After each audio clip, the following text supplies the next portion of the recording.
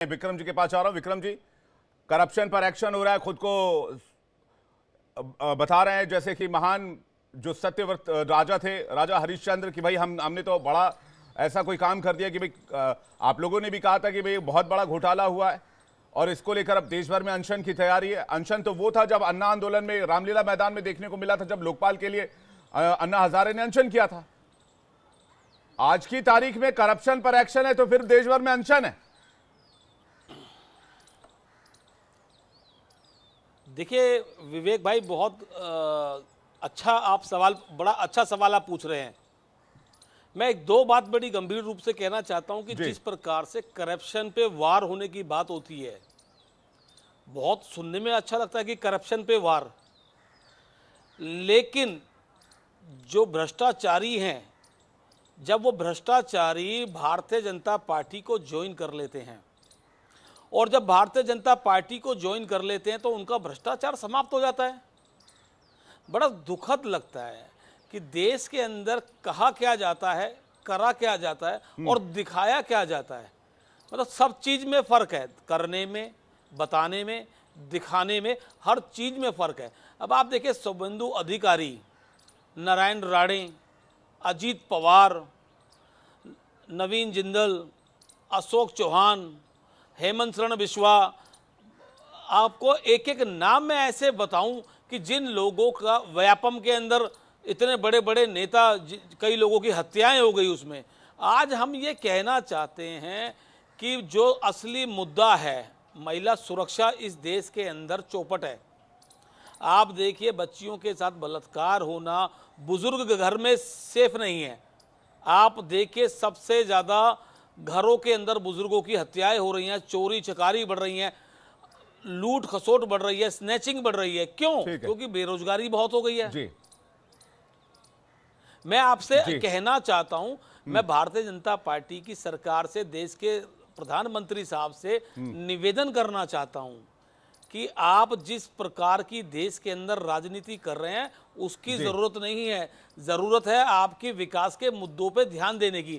आप बार बार कह रहे हैं कि मोदी की गारंटी, मोदी की गारंटी। 2014 में भी आपका जो भी आप मोदी की गारंटी दे रहे थे और आज 2024 में भी गारंटी दे रहे हैं। जो भी एलिगेशन है ना विक्रम जी, वो मैं खेमचंद जी जवाब दे देंगे, उसका बीजेपी का ऑफिशियल प्रवक्ता बैठे हुए। लेकिन आपने कहा कि देश में महिला सुरक्षा का मुद्दा बड़ा गंभीर है, आपने आरोप लगाया, तो आप निवेदन मत कीजिए, आप आंदोलन कीजिए। पहली बात तो ये। दूसरी बात ये जो मैं आपसे कहना चाहता हूं कि केजरीवाल के मुद्दे पर आप लोग 27 पार्टियों को लेकर दिल्ली पहुंच गए। नहीं, मेरी बात सुनिए विक्रम जी, हो सकता है आपको थोड़ी तकलीफ होगी, लेकिन मेरे दिल की बात है। नहीं विक्रम जी, मेरे दिल की बात तो सुनिएगा, मेरे दिल की बात तो सुनिए, मैं कहना क्या चाह रहा हूं। मैं कहना, विक्रम जी मेरे दिल की बात सुन लीजिए ना, मैं कहना क्या चाह रहा हूं। सुनिए ना मेरी बात, विक्रम जी मेरी बात सुनिए, मैं कहना क्या चाह रहा हूं। अरविंद केजरीवाल के मुद्दे पर 27 पार्टियां रामलीला में एक मंच साझा करती हैं, तो क्या इस देश में महिला सुरक्षा को लेकर, रोजगार को लेकर, महंगाई को लेकर, भ्रष्टाचार को लेकर, युवाओं के रोजगार को लेकर क्या कोई बड़ी रैली नहीं की जा सकती थी? क्या कोई आंदोलन नहीं किया जा सकता था? बताइए मुझे, इसका जवाब है क्या आपके पास? मैं बताना चाहता हूं, बिल्कुल। देखिए, क्या जब विपक्ष अगर आंदोलन कर रहा है, आज एक प्रवक्ता अगर टीवी चैनल पे बैठ करके बोल रहा है तो ये भी आंदोलन ही है। आप मेरी बात सुनिए, ये आपके प्रसिद्ध चैनल पे बैठ करके मैं बोल रहा हूं तो करोड़ों लोग देख रहे हैं, ये भी आंदोलन का एक रूप होता है जी। अगर मैं ट्विटर पे लिख रहा हूं तो वो भी आंदोलन का एक रूप होता है जी। अगर मैं सोशल मीडिया पे अपनी आवाज बुलंद कर रहा हूं तो वो भी एक आंदोलन का रूप होता है। लेकिन सरकार को अपनी जिम्मेदारी निभाना, अपना कर्तव्य निभाना, ये उनकी नैतिक जिम्मेदारी है। जो उन्होंने वोट लिया है, उस वोट को, जिस वोट का उनको एक मैंडेट दिया गया, उस मैंडेट को समझ करके जनता को उनसे किए हुए प्रॉमिस, मैनिफेस्टो में किए हुए वादों को पूरा करना चाहिए। ठीक है, ठीक है। मैं सरिता जी के पास जा रहा हूं। आपके सवाल का जवाब मैं खेमचंद जी से लूं, लेकिन सरिता जी आम आदमी पार्टी की प्रवक्ता मेरे साथ जुड़ गई। सरिता जी बताइए, कैसा आंदोलन होने लग गया इस देश में? एक आंदोलन अन्ना जी के टाइम पर भी होता था, जब लोकपाल को लेकर आंदोलन होता था।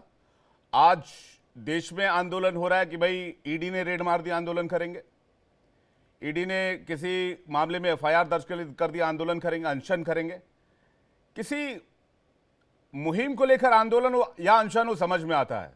आप लोगों की रणनीति क्या? आप लोगों को लग रहा है कि ये जो पूरा ये जो मैटर चल रहा है, ईडी वर्सेस आम आदमी पार्टी वाला, या फिर आम आदमी पार्टी के ऊपर के नेताओं, जिन भी नेताओं के ऊपर जो करप्शन के चार्जेस लगे हैं, क्या इससे आप लोग 2014 में एक बहुत बड़ा, 2024 में माफ कीजिएगा, बहुत बड़ा होराइजन देख रहे हैं कि एक बहुत बहुत बड़ा पॉलिटिकल माइलेज मिलने वाला है?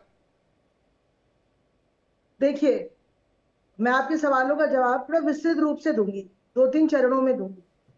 सबसे पहली बात, जो अभी आपने आंदोलन की बात करी, तो ये पूरा देश आज जानता है कि किस तरीके से भारतीय जनता पार्टी ईडी और सीबीआई का उपयोग करके विपक्ष की आवाज को दबाने के लिए काम कर रहा है। और इसका सबूत दिल्ली के तथाकथित शराब घोटाले को भारतीय जनता पार्टी के कार्यालय में रचित किया गया, और वो पूरा 2 साल से एक तथाकथित शराब घोटाला बार बार चिल्लाया जा रहा है, जिसपे कल हमारे नेता संजय सिंह जी को बेल मिल जाती है। और पीएमएलए कानून में, मुझे लगता है कि अगर कानून की जानकारी हो सबको, तो अगर पीएमएलए कानून में किसी को बेल मिलता है, उसका मतलब ये होता है it is equal to acquittal.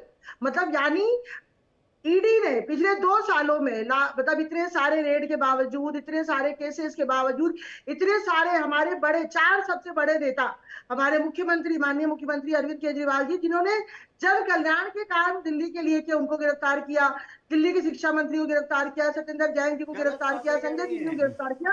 लेकिन 2 सालों में भाजपा खेमचंद जी एक सेकंड वेट कीजिएगा, खेमचंद जी एक सेकंड वेट कीजिएगा। कोई मनी ट्रेल नहीं दे पाई। दूसरी बात, मैं ये आपके सामने एक ये दिखाना चाहूंगी, जो ये लड़ाई है, वास्तविकता में जो ये लड़ाई आज ये देश का विपक्ष एक साथ मिलकर लड़ रहा है, ये मैं ये 2 न्यूज आपके सामने लाई हूँ। इस 2 न्यूज पे मैं साफ साफ दिखाना चाहूंगी।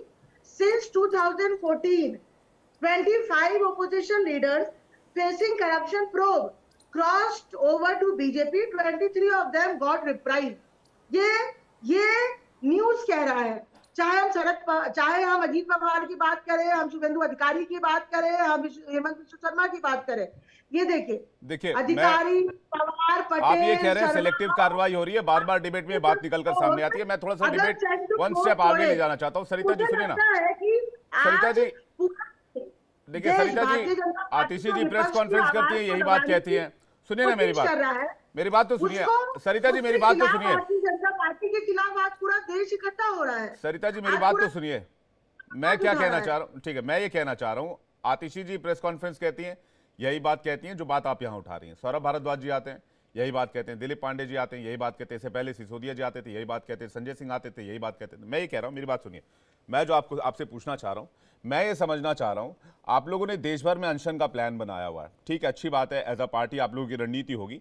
लेकिन मेरा जो सवाल है वो ये है कि दो तरह की चीजें। एक तो आप लोगों ने कहा कि भाई दिल्ली के बेटे को जेल में डाल दिया गया, एक पब्लिक सिंपैथी गेन करने की जो एक रणनीति बनाई जा रही, मैं उसको समझना चाह रहा हूं। दूसरा ये कि आप लोगों ने आरोप लगाया कि भाई अरविंद केजरीवाल जी का वजन 4.5 किलो गिर गया। जेल प्रशासन ने कहा कि अरविंद केजरीवाल जी का वजन स्थिर है, उसमें कोई चेंजेस नहीं है। आतिशी जी आती है, एक प्रेस कॉन्फ्रेंस करती हैं, कहती हैं बीजेपी ने ऑपरेशन लोटस चला है। बीजेपी कहती है सबूत दो वरना मानहानि का केस करेंगे, नहीं तो माफी मांगिए। तो ये क्या ये एक रणनीति है पूरे देश में अरविंद केजरीवाल के प्रति एक सिंपैथी लहर पैदा करने की? सरिता जी इस पर point two the point answer कीजिएगा, फिर बाकी मेहमान को आ जाऊंगा। अरविंद केजरीवाल जी ने खुद ये बयान दिया है, अरविंद केजरीवाल जी ने खुद ये बात कही है कि अरविंद केजरीवाल बड़ा नहीं है, देश बड़ा है। और आज देश में भारतीय जनता पार्टी तानाशाही रवैये से पूरे देश के विपक्ष की आवाज को दबाना चाहती है। जो भारतीय जनता पार्टी के खिलाफ बोलेगा उसके खिलाफ ईडी और सीबीआई की इंक्वायरी कराई जाएगी। और जो अनशन की बात आप कर रहे हैं, जो 7 तारीख को होना है, वो केजरीवाल जी को पूरे देश के लोग आशीर्वाद देना चाहते हैं। आज अरविंद केजरीवाल जी ने जो दिल्ली की जनता के लिए जनहित के काम किए हैं, दिल्ली के लोगों ने 3 बार पूर्ण बहुमत से अरविंद केजरीवाल जी की सरकार, हमारी सरकार दिल्ली में बनाई है। अरविंद केजरीवाल जी दिल्ली के लोगों के नहीं, पूरे देश के लोगों के दिलों में बसते हैं, इसलिए पूरा देश आज अरविंद केजरीवाल जी के लिए इकट्ठा हो रहा है। पूरा देश चाहता है कि जो तबीयत उनकी खराब हो रही है, जो उनका वजन कम हुआ है, वो शुगर के पेशेंट, ये तो मैं तारीफ करूंगा जी, ये मैं याद करना चाहता है। सरिता जी मैं तारीफ करूंगा, आप लोग जिस तरह से रणनीति बनाते हैं, जिस तरह से आगे बढ़ते हैं और जिस तरह से काम करते हैं। आपने 27 पार्टियों को दिल्ली बुलाकर एक मंच पर लेकर आया। ये काम आज तक बहुत कम पार्टियां कर पाए। इससे पहले नीतीश कुमार कर पाए थे जब वो इंडिया गठबंधन के कन्वीनर बनना चाहते थे और उन्होंने इसकी शुरुआत की थी। तो आप लोगों ने बहुत मास्टर स्ट्रोक इसको कह सकते हैं कि 24 के पहले एक पैन इंडिया अगर किसी पार्टी की चर्चा हो रही है तो वो आम आदमी पार्टी की चर्चा हो रही है।